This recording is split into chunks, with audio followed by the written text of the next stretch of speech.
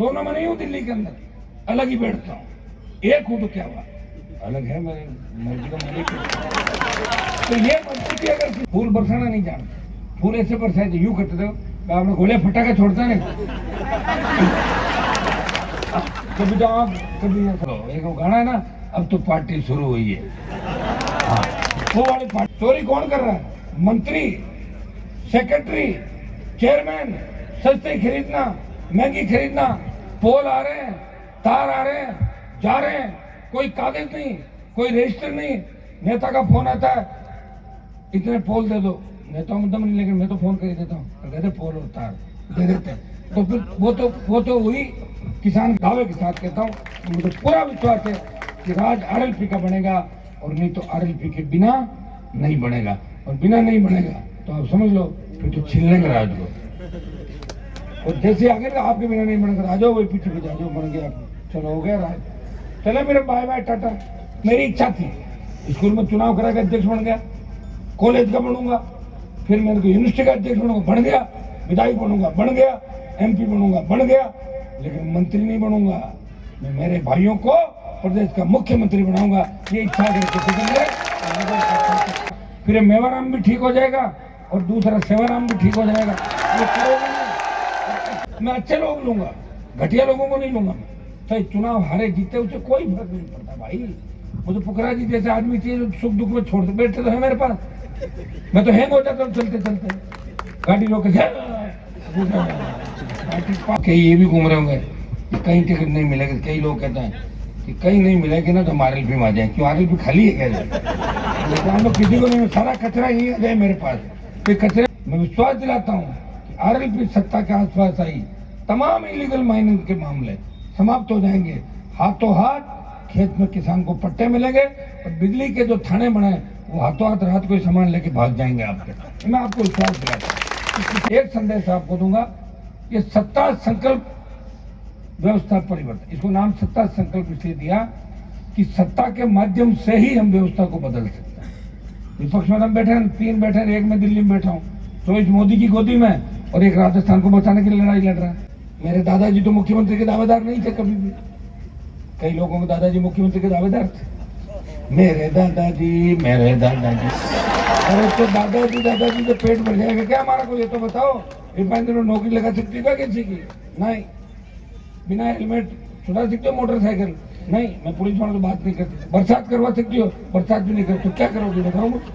हमें तो हर समय जरूरत है कि राजस्थान के किसी भी कोने में ये 22 का विधायक जाता है तो मुझे चिंता रहती, उसको सेफ निकालना है, नहीं तो बाड़मेर वाले कह देंगे कि हनुमान जी ने हमला करा दिया हमारे एमएलए। ये चिंता मेरे को रहती है पुलिस से ज्यादा, तो मैं नहीं करवा।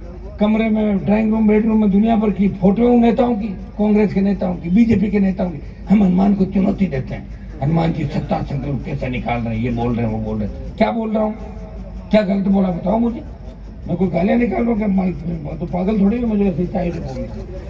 कांग्रेस पार्टी की मदद कर दी क्योंकि मुझे बीजेपी छोड़नी थी, बीजेपी से जाना था, वसुंधरा को हराना था नागौर की धरती में। इन लोगों ने शोषण किया, अंग्रेजों ने राज किया, उनके साथ सेल्फी ले रहे कि नहीं ले रहे हैं? अंग्रेजों के साथ मोदी को भोजन करते हुए देखा कि नहीं देखा? राहुल गांधी तो बार बार इटली जाता कि ननियाल उसको सोनिया गांधी कहा। अरे मुझे बताओ कि कौन बोले जो पहली बार राजस्थान में विधानसभा की दहलीज देखी, पहली बार देख ली, और मुझे लगता है आखिरी बार है उनकी। एक बार तो कोई भी बन जाता। इन लोगों ने शोषण किया, अंग्रेजों ने राज किया, उनके साथ सेल्फी ले रहे कि नहीं ले रहे हैं? अंग्रेजों के साथ मोदी को भोजन करते हुए देखा कि नहीं देखा? राहुल गांधी तो बार बार इटली जाता कि ननियाल उसको सोनिया गांधी कहा। अरे मुझे बताओ कि सोने से हनुमान वेणीवाल साहब से नेता जी आए और हमारे बीच में अपना उद्बोधन रखा है। हनुमान वेणीवाल जिंदाबाद। बाड़मेर के अंदर जिस जोशीले अंदाज के अंदर आपने स्वागत सत्कार किया, जब मैं जोधपुर में अग्निपथ के खिलाफ रैली कर रहा था उस समय बाड़मेर की धरती पर आया था, और जो जुनून जोश बाड़मेर के नौजवानों के अंदर है वो देश के बहुत कम इलाकों के अंदर है। ऐसा जोश और जुनून बाड़मेर के किसान पुत्रों के अंदर, धरती पुत्रों के अंदर। ये जो मैं लड़ाई राजस्थान के अंदर लड़ रहा हूँ, इसमें आपका जोश और आपकी ऊर्जा तो समय समय पे सोशल मीडिया के माध्यम से, व्यक्तिगत उपस्थिति के माध्यम से, जब मैं याद करता हूँ नागौर से हुंकार भरी थी, 5 लाख लोग नागौर आए और हुंकार इस बात की थी कि किसान का कर्जा माफ होना चाहिए, किसान की बिजली फ्री होनी चाहिए, टोल मुक्त राजस्थान, सशक्त लोकायुक्त, बेरोजगारों को रोजगार, बेरोजगारी भत्ता और खेत खेत सिंचाई का पानी। नागौर की हुंकार के बाद प्रदेश में बात चली।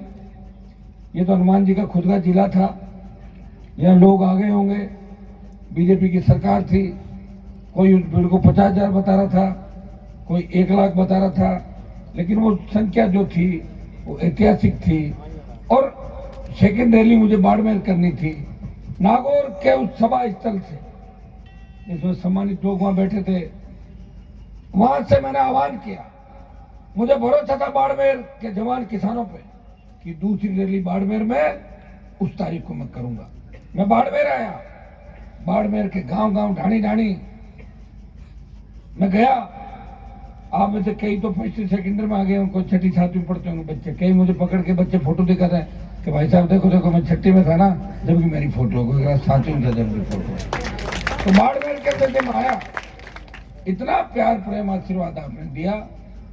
जहां हमने दशहर धाम के अंदर कार्यक्रम किया तो लोग अचंभित हो गए कि यहाँ कोई कार्यक्रम हो सकता है क्या, और तो पूरा जंगल था उस समय के अंदर। उस कार्यक्रम कितने दिन वो चला साफ सफाई के अंदर। और भाइयों, बाड़मेर के अंदर जिस तरह राजस्थान का नौजवान उमड़ा, बाड़मेर के धरती पुत्रों ने दिल्ली तक संदेश दे दिया कि अब किसान राजनीति ने अपने नए नेता का चुनाव कर लिया, तो बाड़मेर की धरती से आगाज करें। और आपने उस लाइसेंस को रिन्यूअल किया, जो नागौर की जनता ने मुझे लाइसेंस दिया था, उसका रिन्यूअल बाड़मेर की जनता ने किया। तो विधानसभा का चुनाव था, वो 3 विधायक दिए बाड़मेर के अंदर। मैं तो भला आदमी हूं, कोई भी व्यक्ति 5 आदमी आके अगर कहते तो मान लेता हूं उस बात को। पर उमेश जी चुनाव नहीं लड़ रहे थे, मैं खुद ही आ रहा था 22-18 के अंदर। और मैं अगर 22 आता, आपके 22 मंत्री जी है, उनको हाथ में पानी लेके पूछ रहा हूँ, कहते ना हनुमान जी कब मिले मुझे रेलवे स्टेशन पे, मैं बता दूंगा कब मिला कर। उन्होंने मुझे कहा कि आपका झगड़ा नागौर में जिन नेताओं से है, उन्होंने मुझे भी आगे नहीं बढ़ने दिया। हनुमान जी, क्या पता मेरा मुख्यमंत्री में नंबर आ जाए, मेरे सामने आप फार्म मत भरो और चाहे आरएलपी को लड़ा दो, आपकी पार्टी है। मैंने वचन दे दिया, मैंने कहा मैं 22 तो नहीं लड़ूंगा, मेरी सीट खींच से ही चुनाव लड़ूंगा। 2 चुनाव एक व्यक्ति लड़ सकता है। और उमेश जी जो आपके बीच आए, आज तो आपने दोनों हाथों से इनको आशीर्वाद दिया। उस समय उमेश जी आपके बीच नए थे, और फिर भी बाड़मेर में आपने राष्ट्रीय लोकतांत्रिक पार्टी को 2nd नंबर पर रखा और भारतीय जनता पार्टी को 3रे नंबर पर धकेल दिया। गुड़ा मलानी की सीट, अब वो माने कि नहीं माने, वो तो उनको नेताजी को पूछो, गुड़ा मलानी वालों को, कि क्या स्थिति हो गई थी जब फार्म भरा नहीं उठा, हनुमान जी आ रहे हैं, अरे नहीं आने चाहिए, मर जाएंगे, ये कर जाएंगे। वो बातें उस समय की। और मैंने ऐसे 1-2 जगह नहीं, इस प्रदेश के अंदर 2500, 300, 400 जगह मदद करी भाइयों। आज जो बड़े बड़े लोग घूम रहे हैं ना कि चार्टर के अंदर अशोक गहलोत के साथ बैठता है, कोई बीजेपी का बड़ा नेता है, कोई प्रदेश अध्यक्ष है, 7 चुनाव हारे हुए आगे मेरे पास कि आत्महत्या कर लेंगे अगर इस बार हार गए तो। मुझे क्या करना है? क्या मैंने पार्टी तुम्हारे लिए बनाई क्या नहीं? आप तो अपना जो कैंडिडेट उसका फार्म उठवा लो। मैं फार्म उठा लो, मेरी पार्टी का क्या करूंगा? मैं पार्टी को ज्वाइन कर लेता। आप हमारी इज्जत रख दो, मर जाएंगे। संघर्ष के वे साथी थे, कर दी मदद, 10-12 बीजेपी में कर दी, 20-25 कांग्रेस में कर दी, और मेरी पार्टी 3 पे ही रहेगी राजस्थान में। अगर 200 जगह लड़ता, 20 लाख वोट आता, और 20 लाख वोट आता, लोग तो भूल जाते हैं, लोगों को याद रहता है क्या? इंदिरा गांधी कहाँ की रहने वाली है? तो भूल जाते हैं, लोगों को याद नहीं था परसों क्या हुआ था, कल क्या हुआ था। याद तो मैं ही रख रहा हूँ, इसलिए मंत्री पदों के बिना राजस्थान में 20 साल से घूम रहा हूँ। मैं चाहता हूं कि किसान के बेटों के हाथ में सत्ता आए, सत्ता की चाबी आए, और किसान का बेटा मुख्यमंत्री बने। लोगों के मन में कितना धोखा। लेकिन मुझे जो धोखा देते हैं वो लंबे नहीं चल पाते। 5 साल लास्ट, अगला 6ठा साल नहीं आता। आप देख लेना इस 18-23 के चुनाव के अंदर जो जोर जोर से भौंक रहे हैं आज, जो घटनाएं उन्होंने कराई मेरे साथ। भाइयों, मैं ऐसा व्यक्ति नहीं हूँ, और मेरे पास जो जवानों की ताकत है उससे आप अंदाज लगा सकते हो कि हनुमान बेनीवाल राजस्थान के अंदर एक बार चाले वो ठप कर दे राजस्थान को। लेकिन कभी मैंने ऐसा काम नहीं किया जिससे लॉ एंड ऑर्डर बिगड़े और मेरे भाइयों को गलत रास्ते पे लेके जाओ। आपने देखा बाड़मेर में कई आंदोलन किए, आप बड़े जोश से कहते हो घुस जाओ कलेक्ट्रेट में, तोड़ दो बैरिकेड, अंदर चले जाओ। मैं कहता हूँ नहीं, रुक जाओ, अपना भी काम हो रहा है। मैं ऐसे लोगों में से नहीं हूँ, लेकिन पीड़ा मुझे इस बात की है कि जो लोग मेरी वजह से राजस्थान की विधानसभा के अंदर पहुंचे, और चलो छोड़ो आपके भाई तुवाणों का, ये जो पहले भी एमएलए एमपी रहे थे, लेकिन कई जो बुलबुले जो पहली बार राजस्थान में विधानसभा की रैली देखी, पहली बार देख ली, और मुझे लगता है आखिरी बार है उनकी। एक बार तो कोई भी बन जाता है, एक बार तो कोई भी बन जाता है। पार्टी का टिकट हो, 20-25 हजार वोट इसके मिल जाते हैं। मेरे जैसे आदमी के पास आ गए, खड़ा नहीं किया, 20-30 हजार उसके हो गए, सहानुभूति हो गई, बात पार पड़ गई। लेकिन दोबारा नेता वही होता है जो दोबारा राजस्थान की विधानसभा और लोकसभा में चुन के जाता है। इन सरकारों को चुनौती देके 2013, 18 उपचुनाव और गठबंधन तोड़ के फिर आपके बीच आके सारे उपचुनाव, पंचायत चुनाव, पालिका चुनाव लड़ा के, और मेरे भाइयों को जरूरत पड़ी तो मोदी से टक्कर ली, और अग्निपथ के खिलाफ जवानों के लिए देश के अंदर कोई नेता खड़ा हुआ। नागौर का सांसद है तो देश के जवानों की लड़ाई लड़ रहा है। किसान आंदोलन का नेतृत्व तो पंजाब के किसानों ने किया, लेकिन जवानों के आंदोलन का नेतृत्व है देश में। कहीं भी क्लिक करोगे, पूछोगे कि अग्निपथ का विरोध कौन नेता कर आएगा, हनुमान बेनीवाल। और ये 2 लाख जवानों की रैली जोधपुर में करी, आप बड़ी तादाद के अंदर बाड़मेर से आए थे। परिणाम ये हुआ, मोदी सरकार डरी और 25% अग्निवीर को एडजस्ट करने की बात थी, 75% वापिस आते। अब 50% का आदेश हो गया, 50% आर्मी के अंदर रहेंगे और 50 वापिस जाएंगे। मैं विश्वास दिलाता हूं, एक हुंकार ललकार दिल्ली की ओर जाएंगे तो भाइयों ये अग्निपथ भी उसी तरह वापिस हो जाएगा जिस तरह तीनों कृषि बिल वापिस हुए थे। कृषि बिलों के बारे में भी आपको बता दूं, वैसे तो आप सोशल मीडिया पर रोज देखते हो, मैं तो नई पार्टी थी, मेरे दादाजी तो मुख्यमंत्री के दावेदार नहीं थे कभी भी। कई लोगों के दादाजी मुख्यमंत्री के दावेदार थे, मेरे दादाजी। अरे तो दादाजी से पेट भर जाएगा क्या हमारा? को ये तो बताओ, रिफाइनरी में नौकरी लगा सकती क्या किसी की? नहीं। बिना हेलमेट चुरा सकते हो मोटरसाइकिल? नहीं। मैं पुलिस वालों से बात नहीं करती। बरसात करवा सकती हो? बरसात भी नहीं करती। तो क्या करोगे बताओ मुझे? हमें तो हर समय जरूरत है। क्या रात को 3 बजे लड़ने के लिए सड़क पे आ सकते हो? नहीं। तो फिर क्या करोगे बताओ? कौन लड़ेगा? कौन इन सामंती ताकतों से लड़ा राजस्थान? कौन हार्डकोर अपराधियों से लड़ा? भाइयों, सारा इतिहास आपको पता है। और मैं किस समझदारी के साथ इस प्रदेश में आपको लेके चल रहा हूँ। लोगों को तकलीफ इस बात है कि हनुमान जी अगर हमारी तरह हो जाए तो हम एक जैसे हो जाए। आपको तो पता है अशोक गहलोत का तो हमारे से तो कोई झगड़ा नहीं था, हमारे घर में तो कोई मुख्यमंत्री का दावेदार नहीं था। झगड़ा किससे था? कौन सीएम बनना चाहता था? जिनसे झगड़ा था वो गहलोत की गोदी में बैठे, गहलोत के बेटे को जिताने के लिए रात को 2-2, 3-3 बजे तक घूमे और अपने हाथों से उसको नाश्ता भी कराते थे। कई लोग ऐसे लोग खाना खाते, मैंने तो नहीं कराया। मेरा मौका लगा उन किसानों का बदला, उन किसान नेताओं का बदला। बाकी बदला लेने की मुझे आवश्यकता नहीं थी। बदला औलाद लेती है। लड़ाई कौन लड़ता है? दादा की लड़ाई कौन लड़ता है? पोता। बाप की लड़ाई कौन लड़ता है? बेटा। उदार की लड़ाई कौन लड़ता है? हनुमान जी महाराज ने लड़ी थी ना सीता की, राम जी की सीता, और हनुमान जी खुद बड़े वीर थे। मैं तो उदार की लड़ाई लड़ने के लिए आया हूँ धरती पे। बताओ मुझे, साला मुझे कोई कह दे कि आपके समाज का किसान उसका ये वो हो गया, वो कैसे हो गया? मैं बैठाऊंगा तो उदार की लड़ाई लड़ रहा हूँ देश प्रदेश के अंदर। और जिनके लिए लड़ रहा हूँ वो उनके ही तलवे चाट रहे हैं जिन्होंने उनको बर्बाद करने में कोई कसर नहीं छोड़ी। आप सब जानते हो ना सारी बातें, और नहीं जानते हो तो धीरे धीरे जान जाओगे। ये मारवाड़ में, अब नागौर के अंदर आप देख लो, 2009 के अंदर जिसे एमपी बनाया, बीजेपी में था, एमएलए बना, वसुंधरा झगड़ा था, मैंने कहा हराऊंगा भाजपा को एमपी के अंदर। मेरे दोस्त एमएलए थे कांग्रेस के, उन्होंने कहा नागौर के 2-3 नेता है, इनको टिकट अपने को नहीं लेने देनी, अपन आप अगर बात कर लो तो कांग्रेस तय कर देगी टिकट किसको देना। मैंने कहा मैं तो कर दूंगा, बताओ किससे करनी है, आप कह दो। मैंने कहा लो साहब इन दोनों को मत देना। बोले तीसरा आप ही बता दो। मैंने कहा ये हमारे जो नेताजी कह रहे हैं इनकी सुन लो कांग्रेस। उन्होंने नाम बता दिया और वो नेत्री नागौर के अंदर आई और सबसे पहले मुझे प्रणाम करके और चुनाव प्रचार में गई। और मैंने बीजेपी में रहते हुए कांग्रेस पार्टी की मदद कर दी, क्योंकि मुझे बीजेपी छोड़नी थी, बीजेपी से जाना था, वसुंधरा को हराना था नागौर की धरती में। ऐसा दमदार व्यक्ति मिलेगा आपको। कर दिया, करने के बाद पता लगा 6 महीने बाद ही लड़ाई तो कांग्रेस के अंदर उनकी थी, मुझे घसीटने लगे, मेरे हर मामले में इंटरफेयर। मैंने कहा मानेंगे नहीं।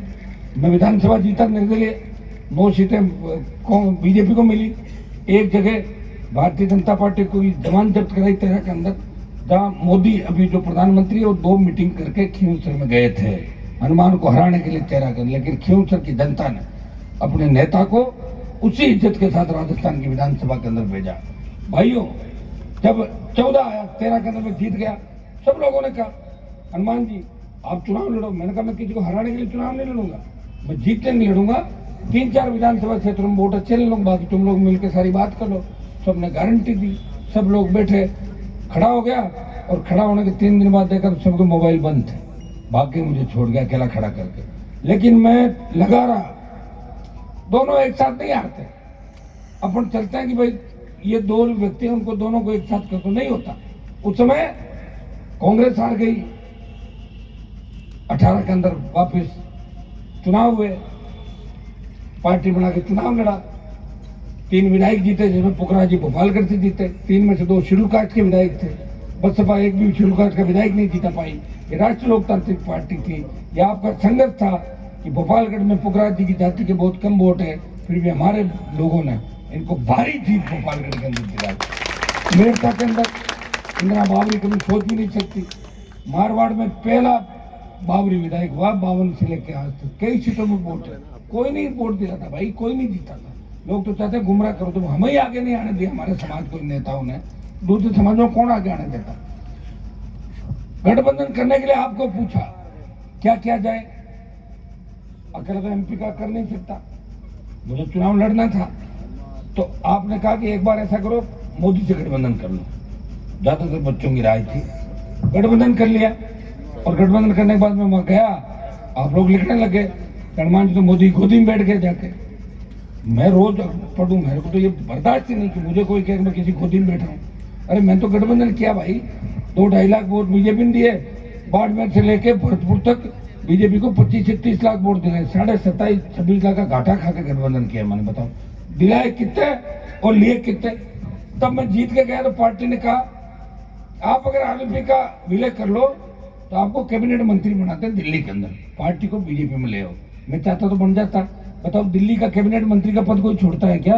प्रधानमंत्री तो कोई बना नहीं आज तक, कैबिनेट मंत्री होता है सेकंड। मैंने कहा नहीं, पार्टी विलय के लिए नहीं बनाई है, ये पौधा जो किसानों का आशीर्वाद जवानों के जोश से मैंने लगाया, ये वट वृक्ष बनेगा, राजस्थान की राजनीति पौधे की इर्द गिर्द घूमेगी।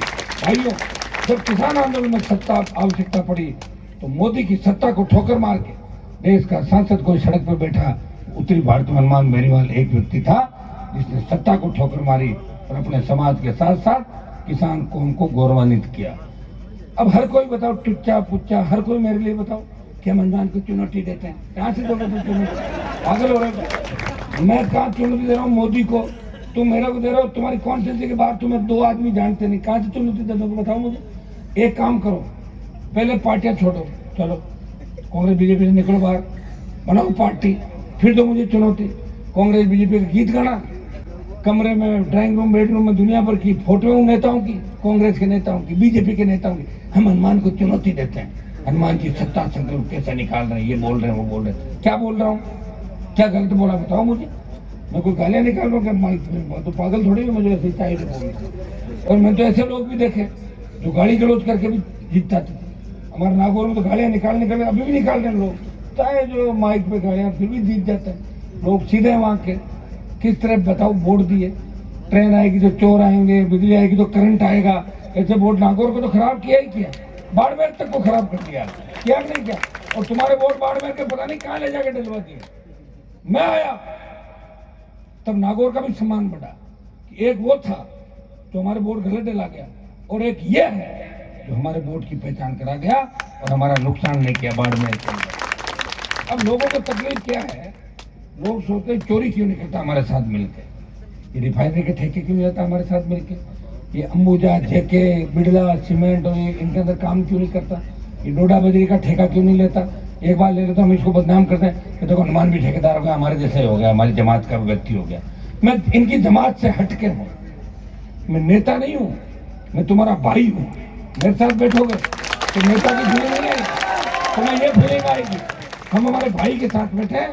वो मैं जो बात कह रहा हूँ सही है, क्योंकि मैंने खुद खोया है, परिवार खो दिया, 25 साल जवानी के खो दी। कौन छोड़ता है मिनिस्ट्रियाँ, कितना क्रेज होता है मंत्री का।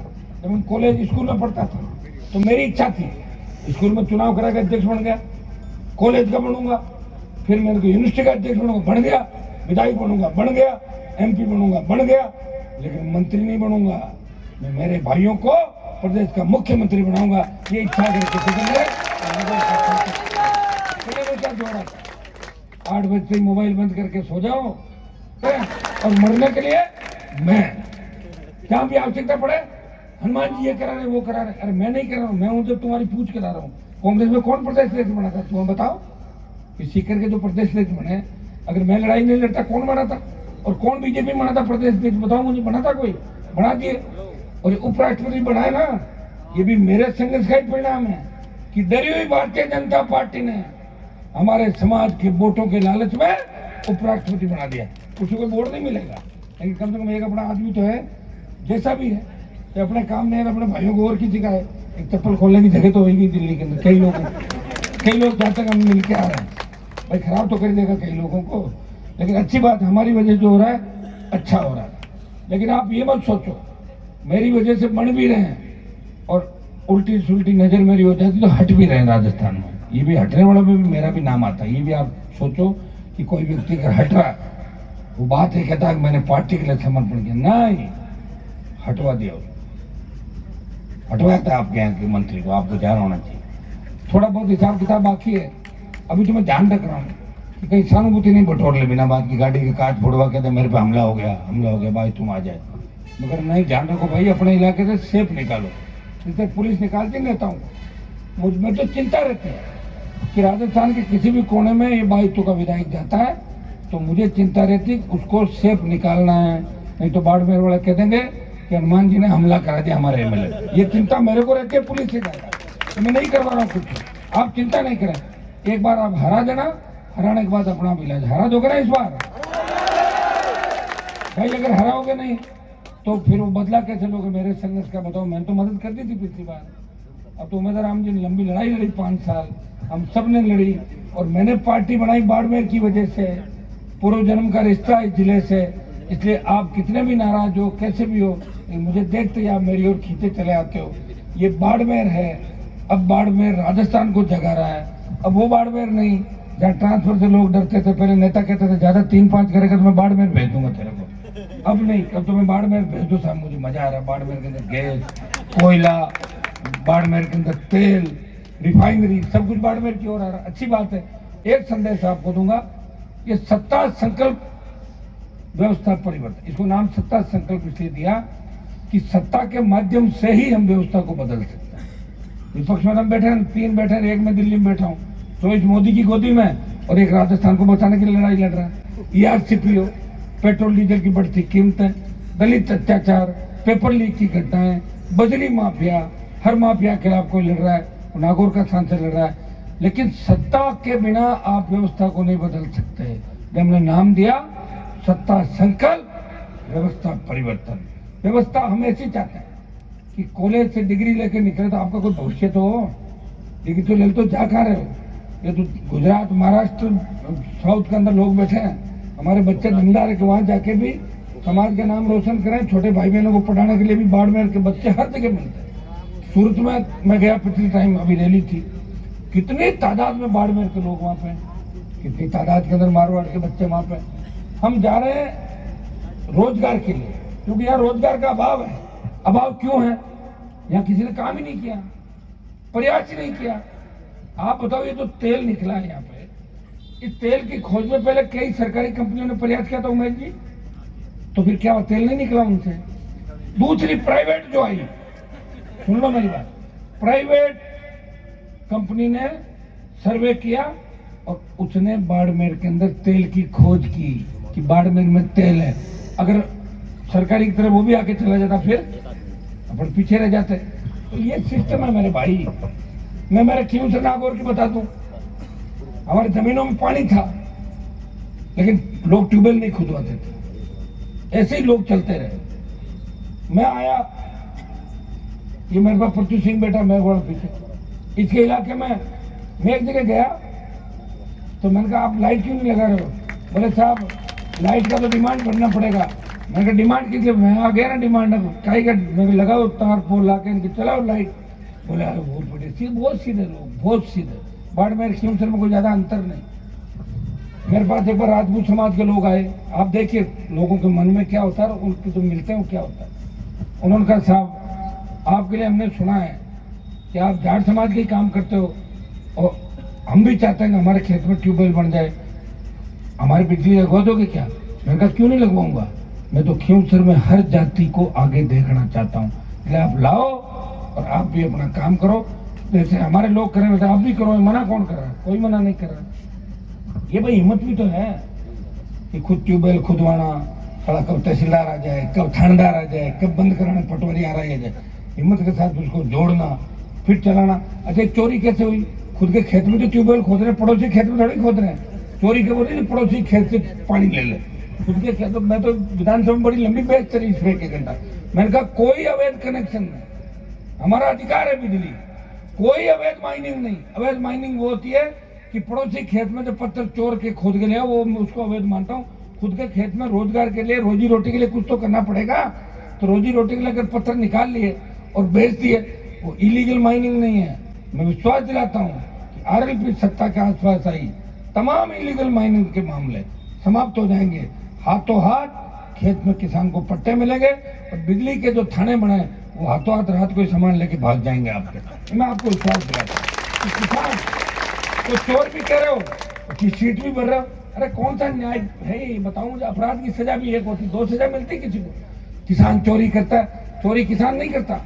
चोरी बिजली कंपनियां जब बनी थी 2000 के अंदर, 23 साल में बच्चों में तुम्हें चोरी का बताता हूं कि 23 साल में 1,25,000 करोड़ का घाटा बिजली कंपनियों को। कितना? 1,25,000 करोड़। अब ये बताओ किसानों की पूरी बिजली फ्री कर दे तो भी 1,25,000 करोड़ नहीं होती थी। जोड़ लो 6,000 7,000 रुपए, 6,000 7,000 पर इसका रेवेन्यू आता है। 6,000 करोड़ या 7,000 करोड़ का पर साल का रेवेन्यू, तो 23 साल का जोड़ना पूछती कितना हुआ? अरे पूरी फ्री करते हैं कितना हुआ बताओ? आप तो बिजली के अंदर अधिकारी एक्शन सब। मैं ये कह रहा हूँ कि बिजली जो चोरी कर रही है, ऑडिट हुई क्या कभी बिजली कंपनियों की? नहीं हुई। चोरी कौन कर रहा है? मंत्री, सेक्रेटरी, चेयरमैन। सस्ते खरीदना, महंगी खरीदना, पोल आ रहे हैं, तार आ रहे हैं, जा रहे हैं, कोई कागज नहीं, कोई रजिस्टर नहीं। नेता का फोन आता है, इतने पोल दे दो। नेताओं में दम नहीं, लेकिन मैं तो फोन कर ही देता हूँ, कहते पोल और तार दे देते हैं। तो फिर वो तो हुई किसान के कुछ ले जा रहे हो, लेकिन 1,00,000 करोड़ से ज्यादा का घाटा वो कौन कर गए? अधिकारी। एक गुप्ता था इनके, आरजी गुप्ता, क्या नाम था? सबसे बड़ा घपला, 15,000 करोड़ का घपला हो जाए। इसकी बनाई वसुंधरा के साथ मिलकर कुछ उसको दे दिया, कुछ लेकर 1 साल में निपटा के चला गया।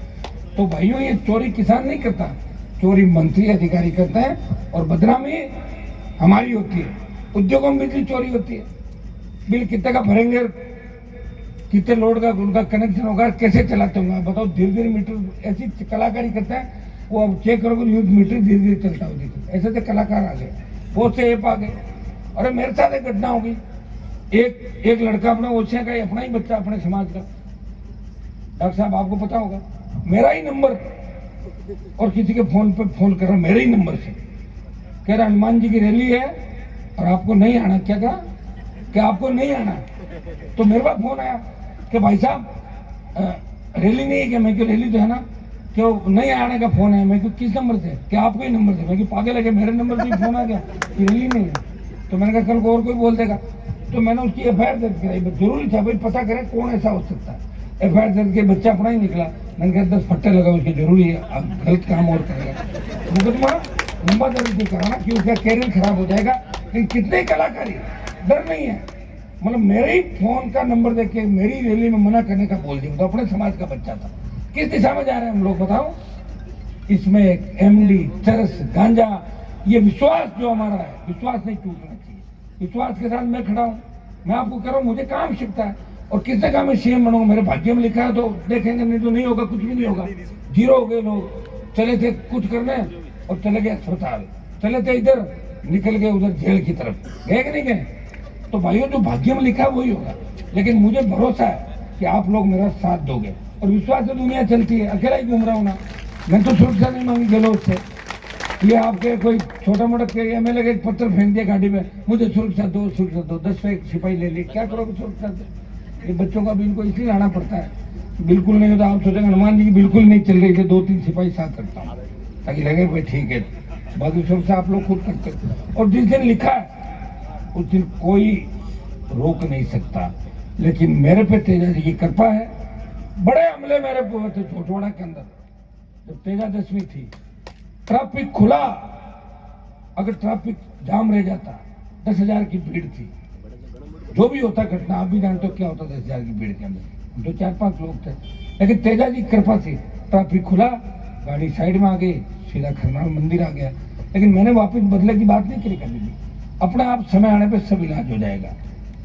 छोटे हमले हमारे पे नहीं होंगे, आप चिंता मत करो। और बड़े जब होंगे तो ईश्वर अपना रखवाली करेगा। ये चिंता हमने कभी करी नहीं। आज तक तो जो आया है वो खाली हाथ नहीं गया। प्रयास यही किया है कि मेरे घर पे कोई रोता हुआ आता है, वो हंसता हुआ हनुमान बेनीवाल के घर से जाए, वो रोता हुआ नहीं जाए। तो सपना से काम। लेकिन कोई आदमी ये कह दे कि हनुमान जी तो जाट समाज के विधायकों के पीछे पड़े हैं। अरे मैं अगर पीछे पड़ा हूं तो 13 में कितने थे, 18 में कितने, गिन लो एक बार, पता लगे पीछे पड़ा हूं कि मेरी पार्टी को खत्म कर लिया मैंने, ये भी गिन लो। और तुम किनको कह रहे हो मुझे बताओ? जिन लोगों का कोई अस्तित्व नहीं, वजूद नहीं, दिन में कुछ कहते हैं, शाम को कुछ कहते हैं, जिनका एक बयान नहीं। कोई मुझे कहता है मैं गहलोत से मिला हुआ हूँ, कोई कहता है मैं मोदी से मिला हूँ। अब मुझे बताओ अगर मैं गहलोत से मिला होता तो उसके बेटे को थोड़ी हरा था? आप बताओ मुझे कैसे हरा था? बताओ। उसके बेटे को तो जब ही हराया जब मैं उसके खिलाफ था। और मैं मोदी से मिला होता तो नेत्री नागौर में थोड़ी ज्वाइन करती, मैं कैबिनेट मंत्री बनता। और अभी बीजेपी ले रहा था गठबंधन में सीटें, बीजेपी तो तैयार बैठी बेचारी, यूं करती था, यूं आ रही है। क्या हो हनुमान जी, पूरी बीजेपी आ रही हाथ जोड़ के। न मैं एनडीए में हूं और न INDI में, दोनों में नहीं हूं। दिल्ली के अंदर अलग ही बैठता हूं। एक हूं तो क्या हुआ, अलग है, मेरे मर्जी का मालिक है। तो ये मजबूती अगर किसी के अंदर, वो मेरे अंदर है। ये जो भौंकते हैं ना, जो से भौंक भौंक भौंक, उनको तुम्हारी औकात क्या है? क्या औकात है तुम्हारी? खड़ो दूसरों में नारे लगा के पंचायती करते हो? है झंडा तुम्हारे पास? है चिन्ह तुम्हारे पास? आला कमान बुला लिया, जाके बाहर खड़े रहते हो, कभी जयपुर में, कभी दिल्ली के अंदर, कप प्लेट उठाना, जीवन बिता दिया तुम लोगों ने। क्या मिल गया तुम्हारे को बताओ? ये तो पैसे तो हर कोई कमा लेता है। पैसे तो आजकल आपको पता कैसे कैसे लोग कमा लेते हैं। तो कोई पैसा ही सब कुछ नहीं होता, इज्जत मान सम्मान होती है। और मुझे अगर इनकी होड़ करनी हो, ये काम तो 20 साल पहले ही कर लेता, फिर मेरी जवानी क्यों खराब करता? मेरे सामने से कई लोग निकलते हैं जिनको मैंने बीजेपी ज्वाइन कराई थी, 2.5-3 बार मिनिस्टर बन गए कैबिनेट। जोर से सायरन बजाते घर का पाली हनुमान को लगे तो मंत्री जी जा रहे हैं। यार तुम सब इलाज सब चले गए, हार उड़ गए, नक्की हो गए। अब कई ये भी घूम रहे होंगे कहीं टिकट नहीं मिलेगा। कई लोग कहते हैं कि कहीं नहीं मिलेगी ना तो हमारे RLP में आ जाए। क्यों RLP खाली है क्या? लेकिन हम लोग किसी को नहीं, सारा कचरा यही आ जाए मेरे पास। तो कचरे को कहाँ ले जाऊंगा, डालूंगा मैं? बताओ मुझे। साले मेरे यहाँ आ जाएंगे और मैं जिता दूंगा तो मेरी पार्टी तोड़ के भाग जाएंगे। फिर मैं कहाँ ढूंढूंगा कचरे को? इसको मैं अच्छे लोग लूंगा, घटिया लोगों को नहीं लूंगा। चाहे चुनाव हारे जीते उससे कोई फर्क नहीं पड़ता भाई। मुझे पुखरा जी जैसे आदमी चाहिए जो सुख दुख में छोड़ बैठते तो है मेरे पास। मैं तो हैंग हो जाता हूँ चलते चलते। गाड़ी रोक के पार्टी भी कर जाए। मुझे ऐसे आदमी चाहिए जो मुझे समझे, छोड़ के नहीं जाए। चाहे सीटें 70 की 50 आ जाए, क्या फर्क पड़ता बताओ मुझे। 50 40 30 में नहीं होता, जो आए वो सॉलिड होने चाहिए। कांग्रेस के लोग गए मानेसर 19 गए ना, फिर वापिस आ गए। हम तो उस समय खुद चाहते थे बीजेपी के साथ हो गए कि सरकार गिरे, हम साथ गलत नहीं कह रहे हम लोग, लेकिन जो गिरा रहे थे वो खुद ही आके गलत की छतरी के नीचे बैठ के मैं क्या करूं। मुझे कहा 1 साल तक अपन मिलेंगे, कॉफी पियेंगे, लंच करेंगे, डिनर करेंगे, पार्टी बनाएंगे, ये बन गई पार्टी। पार्टी बनती नहीं, पार्टी कर सकते हैं। जरूर पार्टी कर लो। एक वो गाना है ना, अब तो पार्टी शुरू हुई है, हाँ वो वाली पार्टी कर है? नहीं वो आप सही कह रहे हो, लेकिन वो पार्टी बना नहीं सकते, वो वाली पार्टी कर सकते हैं लोग। पार्टी बना के आपको तो खुश होना चाहिए कि आपका भाई जो गांव की स्कूल से पढ़ के, जो दिल्ली तक गया, जयपुर तक गया, छात्र राजनीति से विधायक सांसद बना और पार्टी बना के झंडा दिया, डंडा भी साथ में दिया। पहले यूपी हरियाणा वालों के अपन झंडे उठाते थे, साढ़े झंडा ले जाते थे, डंडा पीछे छोड़ देते थे, वो डंडे के लिए घूमते थे। झंडा और डंडा दोनों है, चिंता नहीं करें। अब राजस्थान की अगली पीढ़ी इस राजस्थान की सत्ता में काबिज होगी। छात्र के चुनाव बंद हुए, कोई नेता नहीं आया आपके लिए लड़ने के लिए। एक व्यक्ति था, पूरे राजस्थान में घूमा। मैं चाहता था उस समय यात्रा कर लेता, लेकिन बच्चे जब मेरे पास आए नर्वस हो गए, भाई साहब आप नहीं लड़ोगे तो कौन लड़ेगा। मैंने कहा लड़ूंगा तो मेरा जन्म ही लड़ने के लिए, वो बताओ कि आप हमारे साथ चलो। चलो मैंने कहा सेंटर तो NSU ABP का, RLP का तो कोई सेंटर नहीं छात्रों का। फिर भी लड़ाई लड़ी, गांव के बच्चे थे सारे। अब आप बताओ जोधपुर यूनिवर्सिटी में चुनाव होते हैं, मैं जिसको भी जिताता हूँ साथ रहता हूँ, पता लगता है 1 महीने बाद मेरे खिलाफ हो जाता है, फिर भी मुझे जिताना पड़ता है। अब आप बता लो इस बात को, समझता हो सारी बातें, एक एक चीज आप जानते हो। किसी को मैं रिजल्ट डिक्लेयर कराता हूँ, किसी को दूसरे तरीके से मदद करता हूँ, लेकिन ज्यादातर लोग उस चीज को भूल जाते हैं। साथ साथ चुनाव के अंदर मैंने कहा चिंता मत करो बच्चों, मैं तुम्हारे चुनाव कराऊंगा, मैं विश्वास दिलाता हूँ। मैं तो लगा हुआ हूँ। अभी यात्रा भी जरूरी मेरे लिए, यात्रा ज्यादा कहाँ हो रही है बताओ। 5 कॉन्ट्रैक्ट लिखी थी, 3 मई रात की 2 बजे जाती है। कई जगह तो हम अकेले पहुंच जाए, लोग रथ नहीं आया, रथ कहाँ गया। रथ चलता 30 35 40 की स्पीड, 100 की स्पीड। तो पुखराज जी कह रहा था कि 100 दिन पहले चालू कर देते, 100 दिन में यात्रा पूरी हो जाती। 200 विधानसभा चले, रोज की 2 बातचीत भी हो जाती। लेकिन समय कहाँ है भाई। उठने से पहले तो मिलने लोग आ जाते हैं, जो मिलने आता है तो कोई न कोई काम लेके आता है, सुख दुख पूछने नहीं आता। हाँ बच्चे जरूरत है कि फोटो खिंचा ले, सेल्फी ले ले, पैसा वापस। इतने 15 किलो कागज इकट्ठे करता हूँ रोज के, 15 किलो। एक दिन मैंने कहा कागज देखो कितना है आज के, नापा तो 15 किलो कागज थे। अंदाजा लगा लो कितने ट्रांसफर पोस्टिंग और कैसी FIR होगी, क्या क्या होगा। उनको छांटने में जीवन निकल गया मेरा। तो याद करता हूँ कि मैं कॉलेज का प्रेसिडेंट था, जब से कोई भी बच्चा मेरे पास, हमारे पास उस समय लोग क्या चाहते थे कि एडमिशन करा दो, क्रेज होता था। एडमिशन में परसेंटेज कम होती थी, एडमिशन कैसे करा दो, 50% वाला के 60 की जगह कराओ, 60 जारी 50, आजा करा दूंगा। वही काम करते करते निकल गए। राजस्थान की विधानसभा में 57 विधायकों ने, कांग्रेस के बीजेपी के लोगों ने कहा कि हनुमान को गिरफ्तार करो। इसने 10,000 8,000 एडमिशन यूनिवर्सिटी में ज्यादा करा दिए। मुझे मीडिया वालों ने पूछा कि आपने एडमिशन ज्यादा करा दिए। मैंने कहा अभी तो एडमिशन ही कराए हैं, अगर सरकार में आ गया तो पकड़ के नौकरियां भी लगा दूंगा राजस्थान में, ये भी इच्छा है। तो मैं तो जैसा नेता आपका तो वैसा नेता हूँ और कोई गलत काम नहीं करता मेरे भाइयों। एडमिशन महाराजा कॉलेज, महारानी college, Rajasthan college, commerce college में लेने का सबका अधिकार है। क्रेज होता है बच्चों के अंदर कि मेरा बेटा महाराजा कॉलेज के अंदर पढ़ रहा है, मेरा बेटा उस यूनिवर्सिटी में पढ़ रहा है, वो तो अधिकार होना चाहिए। साढ़े सीटें बढ़ा तो ज्यादा कर दो, हो जाएंगे एडमिशन, और कितने होंगे। अब तो ज्यादा तादाद के अंदर हो गए। पहले तो उस समय हमारे जमाने में तो साथ ही तो सरकार सबका एडमिशन कर सकती थी। साइड में भाई, साइड में क्या कर, अरे हट जा, क्या कलाकारी करे भाई।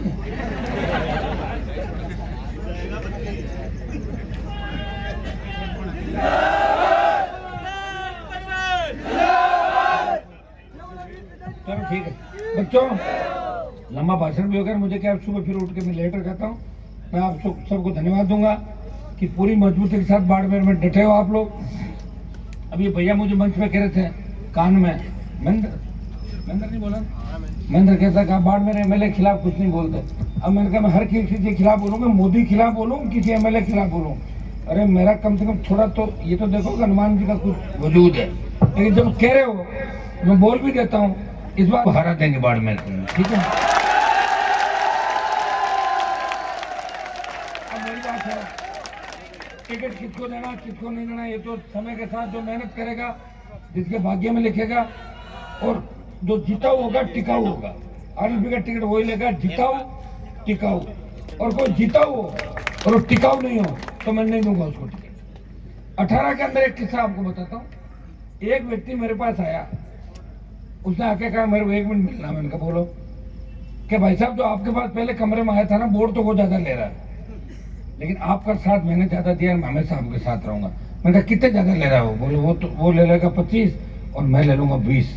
मैं कहा तू ही है फिर सही, तू मेरे साथ लंबे टाइम 20-25 में कौन सा तू जीत रहा, 65 तो आने रहे, मैं 13 को दूंगा टिकट। तो वैसे टिकट क्वांटी तो मैं तो मेरे ही लोगों को दूंगा जो मेरे अच्छे लगते हैं मुझे, जो सच्ची बात कहने वाले लोग। पुखराज जी कर रहे हैं सर्वे, यहाँ बाड़मेर गए रहे हैं, बाड़मेर में लंबे समय तक उमेश जी बैठे हैं, सारी टीम बैठी है। बाड़मेर सीट पे इस बार आरएलपी को लड़ना है ना चुनाव, बताओ फिर। देखो सुनो, ये जो जंग है ना, इस जंग के अंदर एसपी अगर अपना हो तो डिप्टी एडिशनल कितने ही दूसरे हो कुछ नहीं बिगाड़ सकते, एसपी बॉस होता है। और एडिशनल एसपी 5 हो और एसपी दूसरा, एसपी कहता है जाओ इसकी ड्यूटी लगा दो, ये सिपाहियों को छुट्टी देगा या वहाँ क्वार्टर लौट कर बिठा दो, उधर बैठते हैं एडिशनल एसपी। आरएलपी के अंदर जो भी विधायक जीत के आएगा वो तेजा जी का जयकारा लगाएगा, लगाएगा नहीं लगाएगा? और कांग्रेस बीजेपी में जो जीत के आएगा तो आपके समाज का हो, उसमें जयकारा लगाने की औकात नहीं। मैंने देखा राजस्थान के अंदर सारे लोगों को, ये तो मैंने ही शुरुआत करी विधानसभा लोकसभा, ये मेरा ही जयकारा था 2007 से। कई लोगों को बड़ी तकलीफ होती है कि हनुमान जी ठेका ले, मैंने ठेका नहीं ले रखा भाइयों, मेरे पे कृपा है उनकी। बहुत लोग आए नकली ईंट लेके, सारी ईंट आ गई जेसीबी के अंदर, देखो नकली ईंट निकल गई। तेजा जी की कृपा थी कि 2-2.5 करोड़ के अंदर समाज नहीं बिकता, 5 करोड़ में वोट नहीं बिकते। अब मैंने कहा ले लो उन चोरों से पैसा, बहुत कमाए, सालों को जमा कर लो यहाँ पे, अपना खून चूस के तो कमाए, क्या फर्क पड़ता है? देखे तो देखे, मंदिर तो आप सब लोग में, और मंदिर कोई मुद्दा नहीं होता। समाज जहाँ चाहता है, एक मंदिर नहीं हजारों मंदिर देश के अंदर खड़े हो गए। लखनऊ से लेके पंजाब, हरियाणा, उत्तर प्रदेश, जहाँ लोग बात नहीं करते थे, आज मंदिरों धुआंधार तरीके से मंदिर बन रहे। एक सोच और विचारधारा बनी, एक जयकारा हमें मिला तो बाड़मेर से लेके लखनऊ तक चल रहा है, भोपाल से लेके पंजाब चंडीगढ़ तक चल रहा है। उस जयकारे के साथ आप सब लोग एक जगह इकट्ठे हो जाते हो। और तेजाजी महाराज हमारे समाज के साथ साथ तमाम समाजों के थे। आप एमपी में जाओ, मेवाड़ में जाओ, वहाँ छोटे चबूतरे होंगे, पुराने मंदिर होंगे, लेकिन तेजाजी की आस्था हर जाति के अंदर। लोग इसमें भी ये कहने लगे, और हमसे अच्छे कौन है भाई, हम तो सब जातियों के जयकारे लगाते हैं। हर लोग देवता चाहे उसकी जाति कुछ भी हो, हम उसका जयकारा लगाते हैं, उसका जागरण भी दिलाते हैं। गांव में हमारे मंदिर उनके बने हुए हैं, लेकिन हमारे कोई 1-2 देवता अगर हैं और उनसे लोगों को तकलीफ है तो उसका कोई इलाज है क्या? मुझे बताओ। तो लोगों की सोच नहीं है, सोच होनी चाहिए। सोच बढ़ेगी जब भी देश आगे बढ़ेगा। कोई सोचे हम तो आगे बढ़ जाए, हमें आगे नहीं बढ़ने दे, वो तो संभव नहीं है। होशियार हो गए लोग सारे के सारे, तो सोशल मीडिया में तो होशियार ज्यादा हो गए। अब तो ध्यान रखना पड़ता है, बोलते बोलते वीडियो बना लेते हैं। मैं तो कई बार गाड़ी में बोलते बोलते कईयों को फोन वापिस छीन के वीडियो डिलीट करने पड़ता है। तो मैं बोलता रहता हूँ, पीछे बनाता है लड़के बैठे बैठे, अरे क्या कर रहे हो, बदमाशी कर रहे हो? कहते नहीं कुछ नहीं, ऐसे आवाज बाद में सुन लेके जाके। तो क्या करें बच्चों में, बड़ी दिक्कत है, क्या करें यार, बड़ी प्रॉब्लम के अंदर है। लेकिन होगा कुछ न कुछ निस्तारण। आप सब जिस जोश के साथ खड़े हो, मेरे हिसाब से देश में ऐसा कोई नेता नहीं जिसका 10-12 घंटा आप इंतजार करो। मुझे लग रहा है जेसीबी वाला स्वागत बंद कराना पड़ेगा मुझे, इससे बहुत बड़ी प्रॉब्लम होती है। फूल बरसाना नहीं जानते, फूल ऐसे बरसाए थे, यूं करते थे, आपने गोलियां फटाके छोड़ता है ना। कभी तो आप कभी खड़ा में एक पत्थर आया कल मेरे घनमैन के लगा ऊपर से आके, जैसे भी पड़ा होगा यार बाटो फेंक दी ऊपर। अरे मुझे जिंदा भी रखो, चुनाव कौन लड़ेगा ये तो बताओ। और बात पकड़ा कि बैठ गए जेसीबी के ऊपर, उसको और ऊपर बैठ गए, उसको यूं ला रहे हैं, झुला रहे हैं, और ऊपर पड़ गया किसी पे तो ध्यान तो मुझे रखना पड़ेगा, अखबार तो छाप देगा। हनुमान की सभा में हुड़दंग, ये हुआ वो, तो मेरा तो काम कर दोगे। तो मैं ये भी आह्वान करूंगा, अगर 2-5-7 दिन चलो करना भी चाहते हो, साइड से तरीके होते हैं। वो जेसीबी बैठने वाले लोग कौन है, उसके वो उनका भी ध्यान रखो। हो सकता है कोई ऐसा बदमाश कोई घुस जाए अंदर, 5 में से चौथा चेक करो, तो 5 अपना एक नहीं, कोई ले जाए पत्थर मार देगा, फिर क्या करोगे? ये चीजें बड़ी सावधानी हटी, दुर्घटना घटी। ये चीजें आपको ध्यान रखनी भाइयों। एक चीज रोज कहता हूँ, गाड़ी धीरे चलानी ना। अब आप काफी चीजें मेरी मानने भी लगे, क्योंकि मैं आपका बड़ा भाई हूँ। नशे की प्रवृत्ति से दूर रहना है। हमारे समाज के साथ साथ उन तमाम समाजों जिनको हमसे उम्मीद है, इस व्यवस्था को, हम क्रांति के अग्रदूत हैं, क्रांतिकारी लोग हैं, हमें ध्यान रखना है। जिस गांव के अंदर अगर अपने 10 घर हैं, उस गांव पे तकलीफ आ जाए, उस 10 घर आगे खड़े मिलने की। पहले तो कहावत हुआ करती थी कि जिस गांव में हमारे 15 घर है, में कोई दिक्कत वाली बात नहीं है, 15 घर उस गांव में जाट समाज के हैं। आजकल कहाँ हो गया बताओ? लोग कितने चिढ़ने लगे। कारण क्या है? कारण खोजो इसके अंदर। एक समाज से सत्ता नहीं आती। शेड्यूल कास्ट को साथ लो, पड़ोसियों को साथ लो, अपने भाइयों को साथ लो। कौन 47 से पहले साथ थे, कौन उससे पहले साथ थे, कौन अब साथ है, कौन आ रहे हैं, कौन बिना वजह जा रहे हैं। तो सारी बातें ठीक करोगे तो अपना आप ठीक हो जाएगा। फिर मेवाराम भी ठीक हो जाएगा और दूसरा सेवाराम भी ठीक हो जाएगा। ये करोगे नहीं, इसके लिए मेरे पर डाल दो, सारी बदनामी मेरी। सारे नेता मेरे से चिढ़ रहे हैं और चिढ़ रहे हैं। जब अपनी पार्टी में जाते हैं तो ये धमकी और देते हैं, मेरे से तो नफरत करते हैं। और कांग्रेस बीजेपी के नेता जब अपने आला कमान पास जाके देख लेना, अगर टिकट नहीं दिया तो अनुमान की आरएलपी पार्टी लड़ लूंगा, देखो। और थोड़ा मुझे तो गालियां दे रहे हैं और मेरे नाम की धमकी दे रहे हैं वहां पे। फिर भी मैं कितना सीधा आदमी हूँ, फोन पे कहता हाँ हाँ जरूर आप पधारो पधारो, बात करेंगे बैठ के। तो पाप है उनके मन के अंदर, जिनके मन में पाप होता है उनकी पार नहीं पड़ती।